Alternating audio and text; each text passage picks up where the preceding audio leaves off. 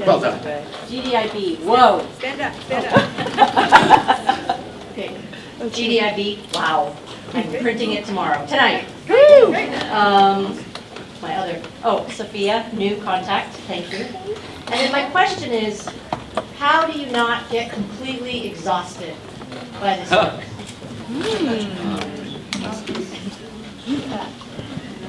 Alice. Go ahead. I walk every morning at 6 a.m. Spiritual practice. Well, just in all seriousness, you just have to keep yourself mentally alert and not take it too personally. That recognize that it is a passion, and that everyone is not going to think like you, and that in itself is a value that keeps you motivated to try and understand those different perspectives and points of view, and that no one's perfect, and that this is change work that takes time. And so for me, that's what keeps me motivated, and to see the work that so many people, like those of you who are out in the audience, are doing is just encouraging, and it keeps me moving. Find like-minded people to spend your time with, to energize you, and to build your competency. Realize that you can't take everything all at once. You've got to move through things methodically. I know a lot of us don't have that patience, but you need to develop that patience. Sometimes I find myself just sitting here amongst great people that put their time and energy, and I think about what could have been different if I didn't have the support and people to continue to lift me up, coach me, and support me. I could have been in jail, drug dealing, in a gang, and hanging out with the people within my immediate network that I grew up with. And so, does it take a lot of energy to climb these mountains? Hell yeah! Because when you get to that top and you have that experience and look back on your journey, is it something memorable, regardless of all the time and energy? Hell yeah! So we're here at this very moment in our world. All y'all spent your evening after working a long day, time, energy. Thank you.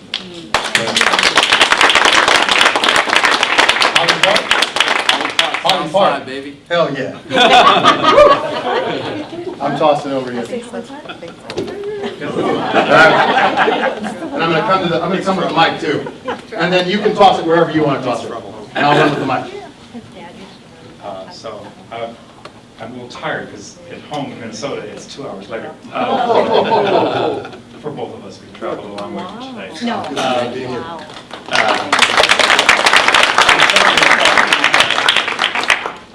In our group, we're talking about hate crimes and hate, and I think the thing that we talked about right at the very end was that hate has to do with fear, and fear comes from disaffection. And if you don't think that you are represented, then you're disaffected and you fear the other because you think they're taking something from you that you're not going to get. And I think we just expressed this in the group because we ran out of time, but I think that's where a lot of, and I'll just go ahead and say it since we were pretty bold in our group, where the Trump voters are, where the white, maybe not quite middle class Americans are, is they don't see that they're a part of this conversation about diversity. And until we make them a part of the conversation, help them realize that they are a part of this conversation, that there is as much part of it as all the rest of us, because I guess I look like a white guy, and maybe even a straight white guy, but I'm not a straight white guy, because I'm part of that conversation. Until we make them a part of this conversation, they will never own it, and we'll never get to a resolution. Awesome.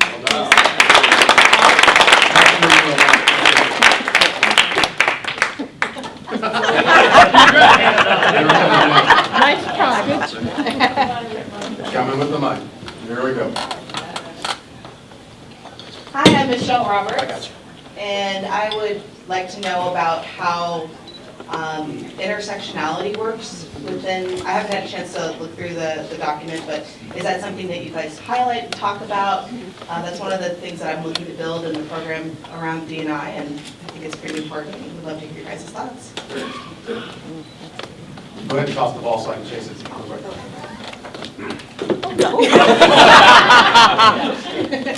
I think the way that I would describe intersectionality is the fact that you're not dealing with discrete identity groups anymore. You've got a variety of dimensions of diversity that come together. And so you have to think about a variety of dimensions in the work and how they come together. And it's not just about being black. It may be being black and a female. It might be gay and Asian. I mean, there are a variety of things, a millennial versus a boomer. And so there are lots of different tensions in this work that you have to navigate. And I think part of the challenges as an inclusive leader is to really be willing to listen, to be willing to be vulnerable, and to be really willing to reach out and pose questions and work with others without having to have the answers yourself. I think intersectionality is kind of the next level of diversity work, and I don't think, for the most part, we have a very good idea about how to do it. So I applaud you. Go for it, work it out, find some ways. I think also that intersectionality increases the complexity. And as human beings, for the most part, we don't deal with complexity very well. We try to simplify. And so it's much easier just to label someone one dimension of diversity and ignore all the rest. So I think this is something we really have to work at. I think we have tools and models today that help us think about intersectionality, but I don't think we're doing it very well. I would agree with everything that Barbara said, and I also think that this is another area for us to explore for the next GDIB. And we may be looking for some other experts. I approach that just like we spoke today on inclusive leadership that Effenus led, was, sometimes you have to look into the mirror where maybe you might be oppressed in one area, but you may be taking the role of the oppressor in another.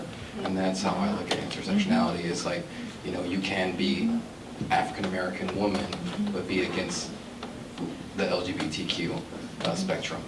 And so I've seen people who, and I call it locker room talk, right? Where there's people who maybe have some form of diversity in them, and they might say a homophobic word, and they don't realize what they're doing and how they're conditioned. And it talks about there's a learning opportunity when you have that humility. And I think instead of expecting everyone to have full competency, because we'll never ever have cultural competency, there's just too many layers to people to fully say that you are there. And I think the reason why we continue to do this and why there's so much to demand, and with the GDIB even exploring more, it's a great time to start breaking more ground. And if we think we have the best practices, let's audit ourselves to say, can we find better practices? Because we'll never be there. It's a lifelong process. That's a really good I'm going to toss this ball. People keep throwing it back to me. I don't appreciate that. I will say this, Kimberly Crenshaw, who actually coined the term intersectionality, and she spoke specifically to the tension that black women were facing in terms of their identity as women and as being black. And we do, and I will just sort of add to the panel, it's really important. Words mean things, and intersectionality is a word that has taken on a very broad meaning. And what we do know is there's a pattern here of erasing the experiences of black and brown women by actually co-opting the terms we use to describe their experience. So let's be careful about the words we use and how we use them, because that matters. Because our identities matter. We're talking about driving whole people. I'm going to focus to somebody, and somebody's going to catch it. Y'all are looking away now. Thank you. Here's the mic. Hi, thank you for your wonderful presentation. My name is Adia. I want to talk about, I want to ask you about what earlier was being said about making them a part of the conversation. When I came to this country, I have noticed and I have really appreciated, for example, diverse cultures. I could notice that everybody loves diverse food. I think everybody loves Indian, Thai, anything, name it. And everybody loves different types of lifestyles of clothing, hairstyles and everything. But what I notice is there are perceptions of danger of what has been implemented in our minds as who is dangerous or what is fearful. And I just cannot understand sometimes how people love eating diverse food, but they don't like diverse populations. That people love putting like their hair green, half-shaped, but then a hoodie is a wrong thing and a fearful thing. So how can we make these conversations okay? Because as we start talking about them, we are put in a kind of block, or I don't know, like somewhere as someone who is very an activist, violent, someone who's not speaking up, not of someone who's just asking for their rights, but someone of who is dangerous. So how can we bring those conversations if we're going to be put apart, aside, and our lives and our professions are going to be jeopardized? And all these things that I'm talking about do have an effect in people's lives, specifically in specific communities.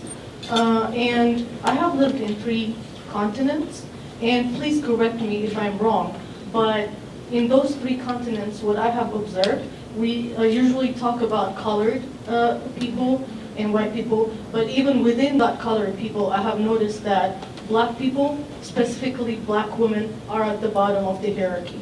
So when we say, please join us, help us reach that, for our rights to be respected, for us to be treated humanly, equally, in an equitable manner, so that our lives are spared and our health is in an equitable, in an equal manner as everybody else, it doesn't mean that white lives don't matter. It doesn't mean that all lives don't matter. It doesn't mean that blue lives don't matter. It just means that if you fight for black lives, then everybody else is going to rise up.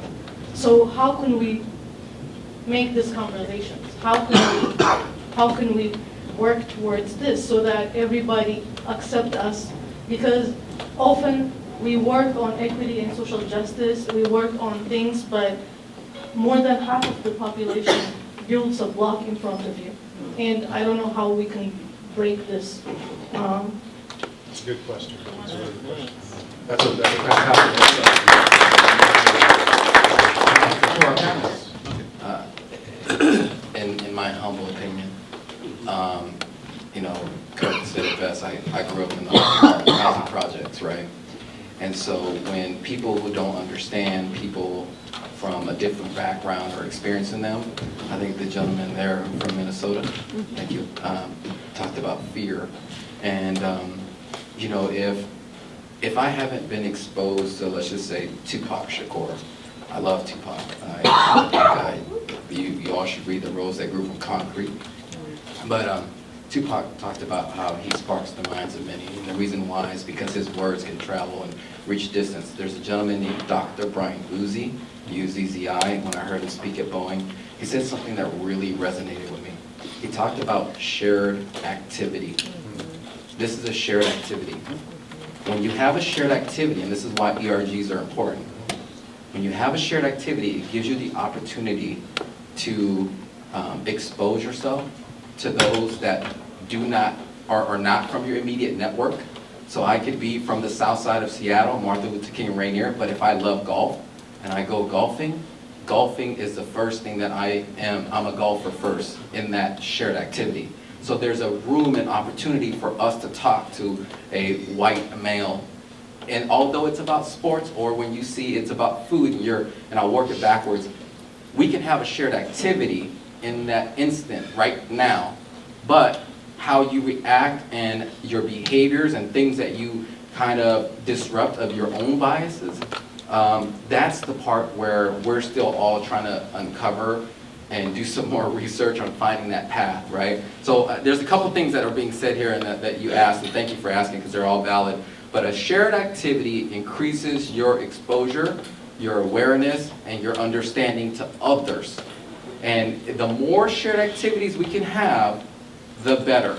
And that's why people mistakenly as well feel that, well, if I throw a potluck, that's going to solve the diversity and inclusion efforts here. Good. It's a great effort. It's a touch point. It's a shared activity. But what's the follow-up afterwards? There's a reason why diversity and inclusion has two separate conversations, right? And there's even more an extension to that. So I guess my whole thing around that is if you consider more shared activities or activities outside of your norm and what you're accustomed to, you might begin to understand things better. And so I always advocate for people holding themselves accountable and asking, what are you doing? Are you auditing your own circles and the people that you hang out with? Are they the same age? And I would challenge you, and I went through this training with Dr. Cheryl Ingram where she said, make a list of the 10 people that you trust. Just any list, you know, and you write all the people that you trust. And then when you look back at the 10 people that you trust, if I asked you, well, I need you to find somebody to fit this role, who's the first 10 people that you're going to go for? The one that you created that list for. It's in a natural, immediate network. It's not always sinister, and that's why you see people have a 70-80% referral rate, and that's why you see the dominance of white males in the tech industry. It's not that, and I'll even play devil's advocate, it's not that white males are evil and they only want to hire white males, but maybe their shared activities were only around their frat brothers, the colleges that they went to, the neighborhoods that they grew up with. So when they ask, hey, refer someone into Facebook, Google, what do you think they're going to do? So to kind of, again, scratch back to what you said, how do we address that? Go out to more communities that aren't yours and listen. Come out to events and meetup groups like this and immerse yourself and learn. And that's what I try to do is I practice humility and say, hey, forget everything I think I know. There's always more room to learn and grow and understand about others first. So that's one way, is a shared activity. Actually, I totally agree with that. The other thing I would say is that many of us won't even recognize that we also have fear. You know? And, you know, one of the things that I think you have to learn to do if you really want to be authentic and passionate about this work is get over your own fear. You've got to approach other people as well. I mean, I look around this room and I realize that many of you don't even know each other. So maybe some of you should reach out to those that you don't know and begin networking with them. Get over your reticence, your fear. That's why we've got their LinkedIn address on the Eventbrite page. You can always go back to them and connect through LinkedIn and get started there. We've got somebody in the corner. We're going to do 2 more questions and then we're going to wrap. Now, y'all know that I gotta ask, somebody gotta ask a really hard question. I do this work all over the place. I'm probably on the road 40 times a year, right? And I always come back to one question. I just want to get your thoughts on that. All for civility, all for respect. I do the work all the time. But at what point does a conversation about my own demise, even if respectfully, becomes okay? If what I'm hearing from someone, even in civility, right, in sort of conventional discourse around what conversations and how they should take place, if what I'm hearing is that you will be okay if I died right now, how do I address that?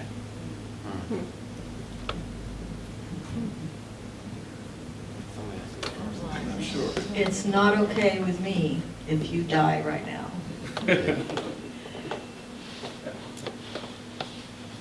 I mean, I'm being funny, but I'm not. It's not okay for me that a young black man be shot in the back.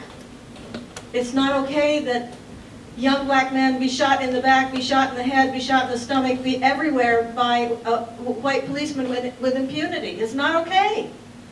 Where did we get the idea that that was okay? Where does it come from? And where is the outrage? There's a wonderful little book called Outrage. It's written by one of the members of the French Resistance. Where is our outrage? And as a community, even as a community in this work, we haven't stepped up with enough outrage. We really haven't. And it's not okay, Michael. No está muy bien que tú mueras. I'm feeling you. Mañana en un año. No es. No. I'm No, feeling you. señor. No, right? And that to me is a very real question around civility and respect, because we have to carve room for the spaces to be had, not safely, although we hope, at least courageously. And yet, even in those shared spaces and the way we consume each other, at times, even civility is still a very normative, conventional standard. Epistemically, depending on who's defining it, sounds like the person across who I'm having the civil conversation with is okay with my demise. So, You'll have the honor of being the last. oh, well, wonderful, thank you. Is it on? Michael, thank you for that. And I can only imagine that you spend you're traveling and doing, and I can only imagine that your status when you are performing is, or when you're traveling is as a presenter, or even some might say a subject matter expert. I think the answer, and this is just me, but I think the answer is that it is the role of the observer who sees that civility validate your demise. It is the role of myself as the observer of that to say it's not okay. And sometimes when presenters have a status, we have this thing, and I think, I don't know if it's just westernized or whatever, but it's like, you're there and I'm here. You know, we're here from the Forum on Workplace Inclusion, and we say, I don't care who you are, I don't care how much money you make, I don't care what industry, you have your name and a star on cement. You have as much to learn from the people in these seats as they do from you. Yes. And so I really believe that the answer is that we listen and that we find the courage to stand up and say, it's not okay. Even to my colleague, he said that to you, it's my responsibility to say, it's not okay. I think that until we start doing that collectively, that progress cannot be made. Right on. I encourage everyone to watch First They Killed My Father on Netflix. I think if you watch a movie, and it should be like a documentary, you can kind of understand some of the trauma that's happened in other parts of the world. And when you ask Southeast Asian people, Laos, Cambodian, Vietnamese, how is it that you went from living a luxurious life to having where you can't even stay in your own country anymore? These are real things that when, you know, my parents and stuff that swam over the Mekong River to be here for freedom, if you ask them, how did this happen? It doesn't happen overnight. It happens over time, and it's over time of silence and pressure and isolation. And so when we come together like this, what we're doing is making a bold statement and saying like, nah, not this time. So thank you again for everyone that's been here and sitting here and still. Thank you so much. We have one final sort of prompt for the group, and I have time for like one, maybe two people to sort of give feedback on this. But as a follow-up to this session, I think that's important to sort of think through, so take a moment and think through what you'd like to see next here. Because this is an ongoing conversation, right? This is important work substantiated by research, really done by people, and driven by our narratives personally, you know. And as Stephen said, it happens over time, not overnight. So as a follow-up, thoughts on what we should do next? Brilliant. I got 1, 2, and we're good. Hi, good evening. Thank you, panelists. Thank you for those who organized. This has been a great event. I would really like to see version 2 of this. I would love to bring my friends, my colleagues back. I think this is a really important conversation to have. I think that to operationalize it, I mean, this needs to continue. So I would love to see, you know, another one later this year or maybe first thing in 2018. So please do this again. Look up SM Diversity and ISDI for the next one. Zillow was just here telling us we can get a huge space. Let's cash those checks. I would say from my own personal experience of the last 20 years of being a part of the Diversity Learning Series, which Barbra and Effenus are now the leaders of, that anyone in this group, any of your organizations can become sponsors of that 6 times a year workshops, become leaders of that group that chooses what the workshops are, the content of those workshops. And this could be one of those content areas. And we could spend a year and looking at this, but we need more participation of local organizations, of local companies. And today is an incredible scene to see so many people here, so many different organizations. We're good on time. I can get maybe 1, possibly 2 more folk in here, so here we go. Hi, I just want to maybe give 2 ideas. One is, I love your idea of the shared activities and going out and challenge yourself to meet someone that's different. I would love for us to have some networking time next time. I'm sorry I got here late, so I probably blew that opportunity for myself.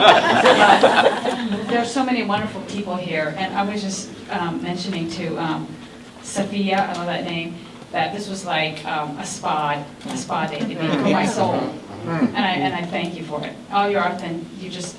The other thing is, I'm part of a co-chair with my co-chair here, Susie Collins, of the DE, Diversity, Equity, and Inclusion Community of Practice in Seattle. And we're just starting, and we would love to have any of you join and be part of the conversation, shape it, direct it, and make it real. So thank you. Build community. Brilliant. Got 1 more. What?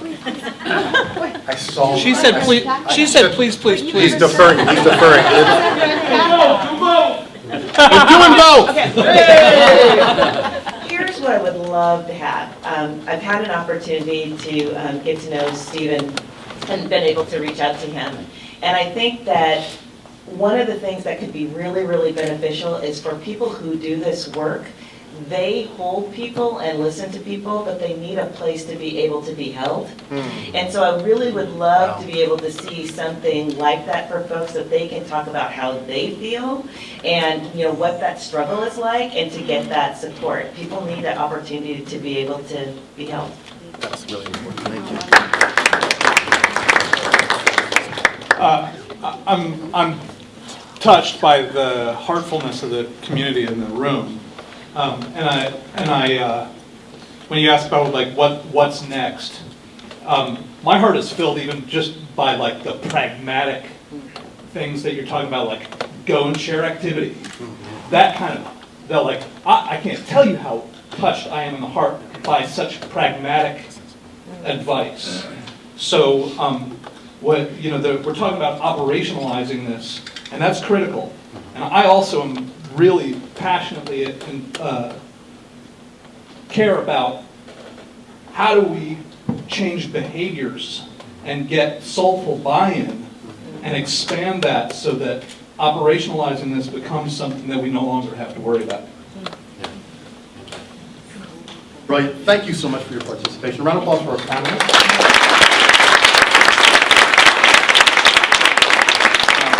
I have been honored to participate. You have been a fantastic audience. I want to make certain we give a call out to our sponsors as well, to GDIB, to the work of Julia Mara and Alan Richter, the 95 expert panelists around the world. We want to thank all of you coming to Do What Works, the D&I Guide for Excellence. If D&I work is systemic, it's more sustainable, and that's how you achieve excellence.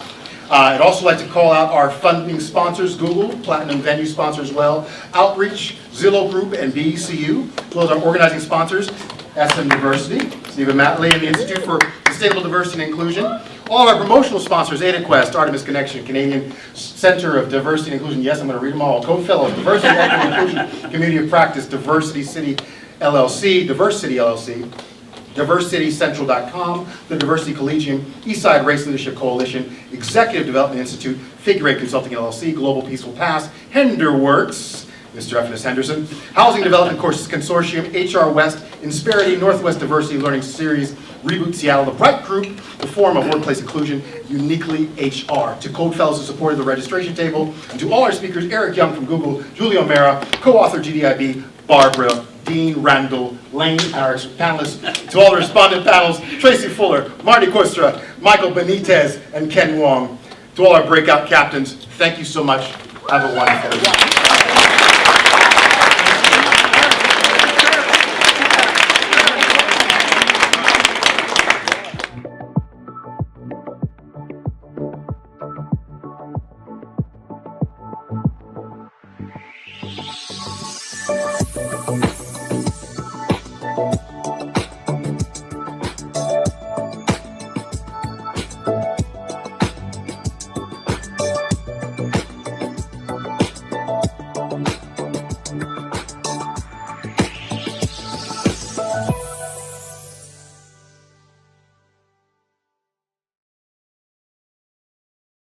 You